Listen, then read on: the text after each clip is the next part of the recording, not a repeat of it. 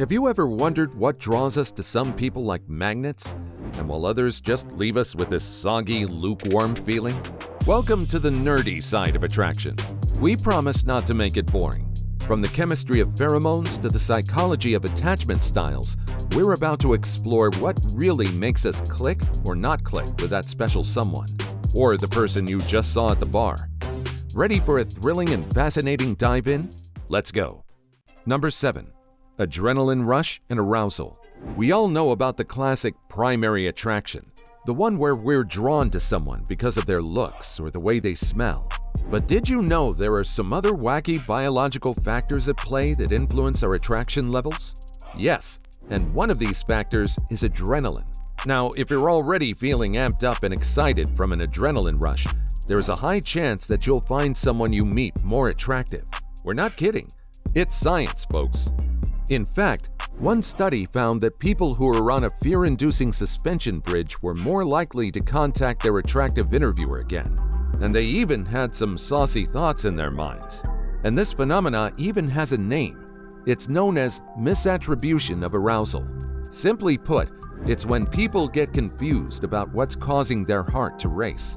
But it's not just scary bridges that get our blood pumping. Another study found that folks who had just ridden a roller coaster were more likely to rate someone as attractive and desirable for dating. Who knew that a few loops and drops could make someone seem even more irresistible? So the next time you're feeling extra drawn to someone, take a moment to consider if it's just your adrenaline talking. Number 6. Pheromones and Scent. Now let's look at the most fascinating aspect of attraction, the power of scent. We all know the importance of good hygiene and smelling fresh. But what you did not know was that our natural scents also play a huge role in who we're attracted to. That's right, it's all about the pheromones, baby. These little messengers take on the role of tiny love notes that our bodies send out through sweat and saliva. And while they might not have a distinct smell we usually can pick up on, if you have a powerful dog nose, then you may, but our bodies still get the message loud and clear. Turns out, studies have also found that people who naturally produce more pheromones are more likely to have more sex, feel more confident, and even bond a lot more with others.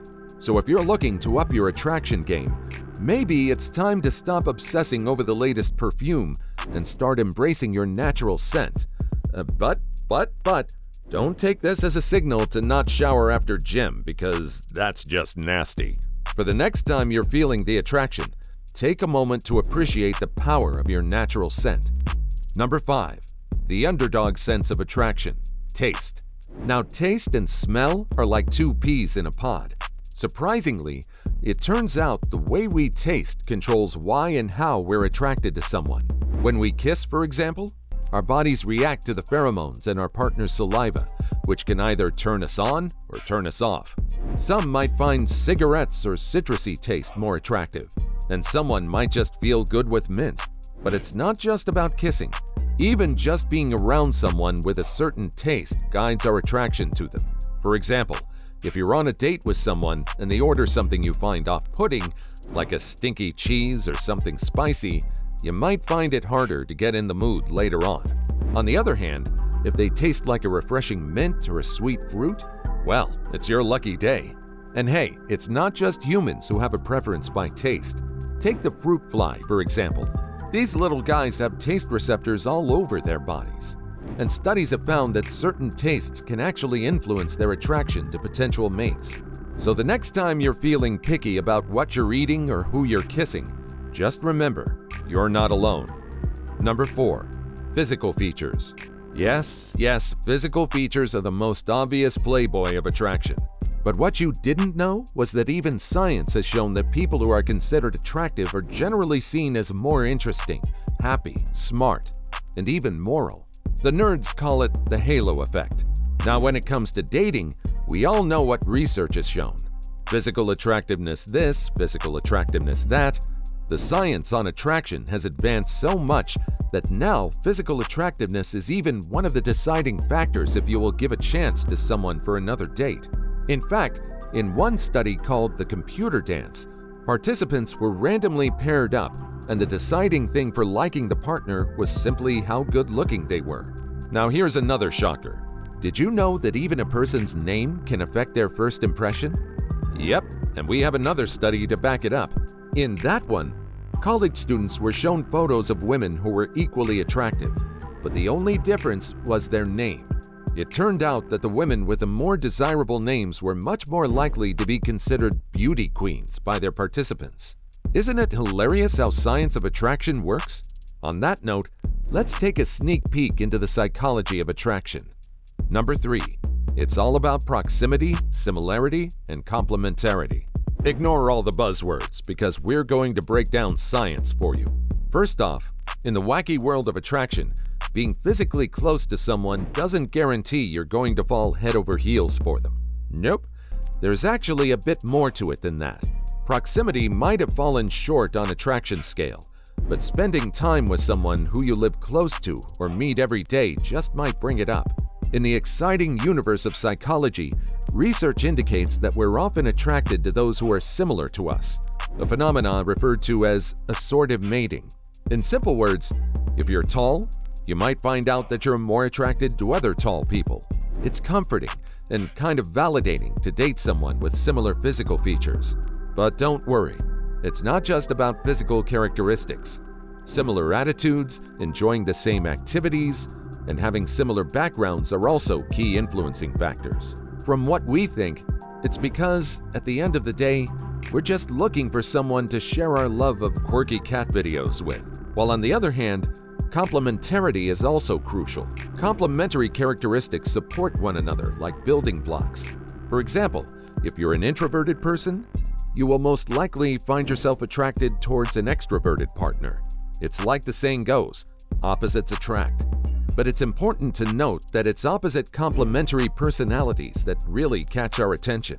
Now, with all of these things, it turns out science of opposite attracts has more to it. Enter the world of in-group bias. Basically, what this means is that we often tend to favor those who belong to the same social groups as we do. So if you're a dog lover, you might find yourself more attracted to other dog lovers. Or if you're a die-hard fan of the latest Netflix series, chances are you'll find yourself being more attracted to someone who is also part of the fandom. It's almost like finding your tribe, but with more potential for romance. Number 2. Attachment. Here's another fascinator.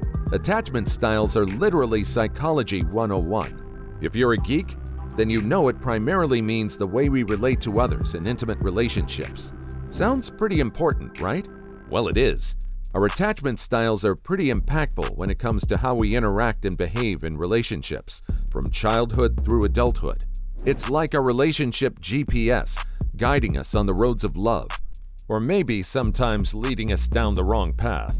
Dr. Patrick Wennis puts it simply, we become attracted to people who reflect and repeat the type of relationship we had with our primary attachment figure. So if you had a clingy ex or an absent parent, you may find yourself attracted to similar types of people. It's like the universe saying, hey, you liked that kind of relationship before? Let's give it another go. Quite a bummer, right? But here's the thing. Just because you have a certain attachment style doesn't mean you're stuck with it forever. You can work to change it and improve your relationships. Think of it like upgrading your relationship GPS to the latest model.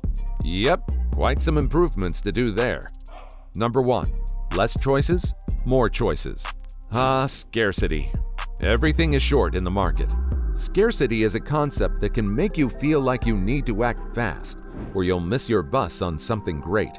It's like when you see a sign that says last chance or limited time only, and suddenly you're reaching for your wallet. Businesses often use the scarcity principle to create a sense of urgency, but as it turns out, this principle fits well on attraction as well. Picture this. You're at a bar and it's getting late. Suddenly, you realize your options for finding someone to take home are becoming scarce. But as the options become fewer, your brain starts to wonder which ones are still available. And before you know it, you find yourself settling for an option that you might never have normally considered. You know, the one your friends tell you to swipe left on. It's not just bars though. Now, if you find yourself feeling like you need to act fast, remember the power of scarcity and ask yourself, am I making a decision based on fear of missing out, or if it's truly what I want? Did you finally find a reason for your most unusual attraction? Don't forget to tell us the story in the comments. Until next time.